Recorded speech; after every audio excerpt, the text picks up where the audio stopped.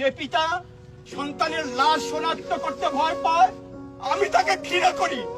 যে ভাই এখনো স্বাভাবিক নির্লজ্জ হয়ে আছে আমি তাকে ঘৃণা করি।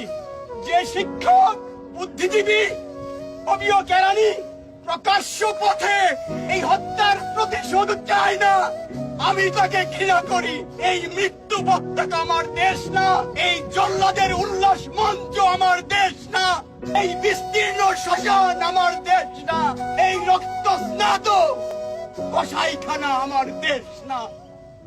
রাজাকার শব্দটা প্রকাণ্ড একটা গালি, যাকে তাকে দেবেন না। আমার ছাত্রছাত্রী, আমাদের মেয়ে ছাত্রছাত্রীদের উপর যে লাঞ্ছনা হয়েছে তার বিচার বিধাতা করবেন। তার বিচারের জন্য আমরা নেমেছি। তার কাছে বিচার চাবো। কোথায় বিচার চাবো? আমরা ঘৃণা জানাই। আমার কথা আমি বলতে পারবো না, আপনি তুলে নিয়ে যাবেন।